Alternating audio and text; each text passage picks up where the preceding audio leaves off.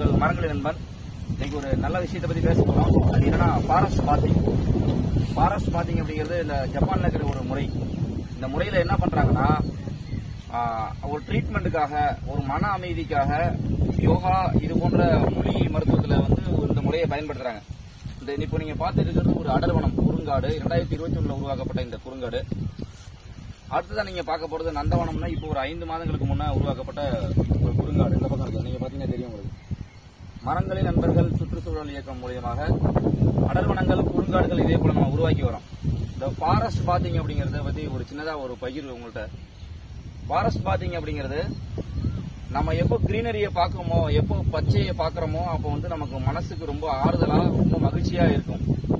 எப்போதெல்லாம் நம்ம வந்து இந்த கிரீனரியான ஏரியா சுற்றுலாலாம் போறோம் இல்லையா, இந்த வீக்கெண்ட்ல சுற்றுலா போறது அல்லது கம்பெனிகள்ல இருந்து கார்பரேட் நிறுவனங்கள்ல இருந்து அப்பப்போ இந்த மாதிரி சுற்றுலா அழைச்சிட்டு போவாங்க இல்லையா. காரணம் என்னன்னா, நம்மளோட மன அழுத்தத்தை குறைப்பதற்காக தான். நம்ம மன அழுத்தத்தின் குறைப்பதன் மூலியமாக இந்த இடத்துல பாருங்கன்னா நம்ம டென்ஷன் ஃப்ரீயா இருக்கிறதுக்காக மகிழ்ச்சியா வந்து பாருங்க பனையெல்லாம் விதைச்சிருக்கோம் பாருங்க. இந்த ஓரப்பகுதியில் 2 லேயர்ல வந்து நம்ம வந்து பனை விதைச்சிருக்கோம். இந்த மரங்களை பாருங்களா எவ்வளவு மகிழ்ச்சியா இருக்குன்னு. ஒன்றுக்கொன்று அதோட வேர்களுக்குள்ள மினரல்ஸை பரிமாறியதன் மூலியமாக சூரிய ஒளிக்கு போட்டி போட்டு வேகமாக வளரக்கூடிய இந்த மியாவாக்கி முறையில நம்ம இந்த காடுகளை உருவாக்கியிருக்கோம். தொடர்ந்து இந்த பொதுவெளிகளில் இயற்கை சார்ந்து பயணிக்கிற இந்த மரங்களின் நண்பர்கள் சுற்றுச்சூழல் இயக்கம் மூலியமாக உருவாக்கப்பட்ட 2 வருடங்களுக்கு முன்பு உருவாக்கப்பட்ட குறுங்காடு இது. அடுத்து நீங்க பாக்குறது பாருங்க, இந்த பக்கம் பாத்தீங்களா, இது வந்து இப்போ ஒரு 6 மாத வளர்ச்சியில எவ்வளவு ரொம்ப அற்புதமா வளர்ந்துருக்கு பாருங்க. இந்த ஃபாரஸ்ட் பாத்திங் மூலியமா நமக்கு ஒரு நிறைவான மன மகிழ்ச்சியை தரும். எப்படி நம்ம ரொம்ப மகிழ்ச்சியா இருக்கும்போது டோபமைன் அப்படிங்கிற ஒரு ரசாயனம் உடம்புல வந்து சுரந்து நம்மளை எப்படி மகிழ்ச்சியா வச்சுக்குதோ, அதே போல இந்த மாதிரி ஒரு இடத்த நம்ம பார்க்கும்போது ரொம்ப மனசுக்கு வந்து ரொம்ப இதமாகவும் மகிழ்ச்சியாகவும் இருக்கும். இதுதான் வந்து ஜப்பான்ல ஒரு ட்ரீட்மெண்டா பயன்படுத்துறாங்க. நம்ம எப்படி ஹோமியோபதி அலோபதி இருக்கிற மாதிரி இந்த மாதிரி ஒரு ஃபாரஸ்ட் பாத்திங் அப்படின்னு சொல்லக்கூடிய காடுகள்ல பயணம் பண்றாங்க. வெளிநாடுகள்ல பெரும்பாலும் நமக்கு தெரியும், வெளிநாடுகள்ல வந்து இது போன்ற ஒரு சூழல் இருக்கும். என்ன சூழல்னா, வாரம் முழுக்க உழைப்பாங்க, கடினமான உழைப்பாளிகள் இருப்பாங்க. வார இறுதிகளில் இது போன்ற பயணங்கள்ல அவங்க பயணிப்பாங்க. இந்த மாதிரி கிரீன் சார்ந்த மலை சார்ந்த பகுதிகளில் அவங்க பயணிக்கும் போது அவங்களுக்கு ஒரு மனசு மகிழ்ச்சியும், அடுத்த வாரம் ரொம்ப உற்சாகமா வேலை செய்வதற்கு ஒரு நல்ல அற்புதமான ஒரு விஷயத்த இந்த கிரீனரி நமக்கு கொடுக்குது. இது வந்து அறிவியல் பூர்வமாகவும் இவங்க நிரூபிச்சிருக்காங்க. அறிவியல் பூர்வமா இந்த ஒரு விஷயத்த நிரூபிச்சிருக்காங்க. எப்படின்னா, இதே போன்ற இயற்கை சார்ந்து பயணிக்கிற மனிதர்கள், ஏன்னா நம்ம அங்கிருந்து வந்திருக்கோம், நம்ம வந்திருக்கோம். இந்த இயற்கை மூலமா தான் நம்ம ஒவ்வொரு விஷயங்களையும் நம்ம தேடி கண்டுபிடிச்சி உழவு, வேளாண்மை, இப்படி பல்வேறு விஷயங்களை நம்ம வந்திருக்கோம். இப்போ இந்த இயற்கை சார்ந்த ஒரு தேடல்ல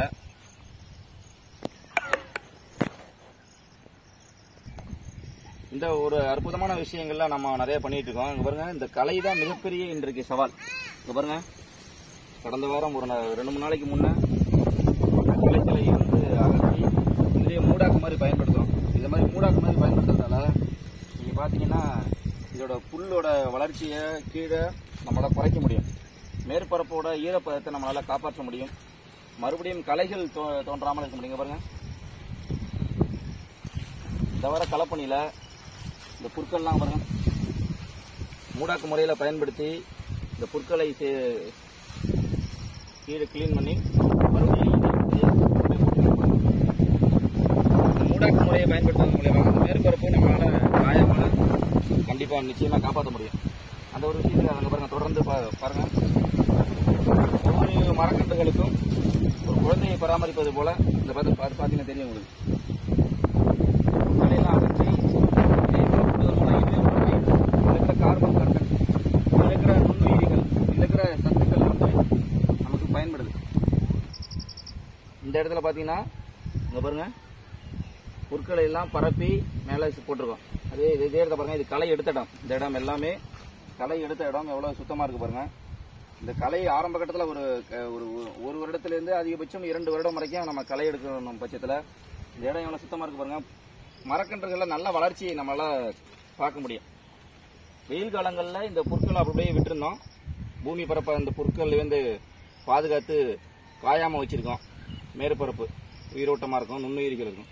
இப்போ ஒரு மழைக்காலங்களுக்காக உள்ள வருவதற்கும் பாதுகாப்பாக இருப்பதற்குமாக கொஞ்சம் களைகள்லாம் எடுத்து நல்ல வளர்ச்சியை காண முடியுது. பாருங்க இந்த மரங்களை எவ்வளவு அற்புதமா இருக்கு பாருங்களேன். வனத்துறையோட உதவியோட நம்ம இந்த வருடம் அந்த 5000 மரக்கன்றுகள் நடும் ப்ராஜெக்ட் நம்ம பண்ணோம்.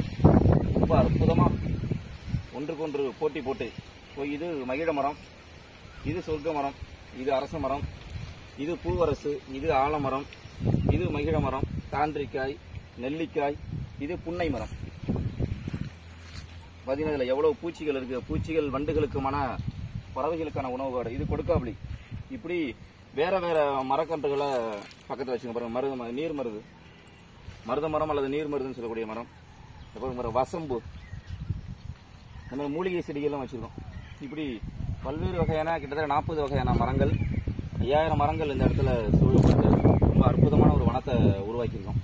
இந்த வனம் முழுக்கவே பல பேரோட உழைப்பும், பல பேரோட உதவிகளும், பொருள் உதவிகளும், பல பேரோட சிந்தனைகளை இந்த இடத்துல உருவாக்கியிருக்கோம்.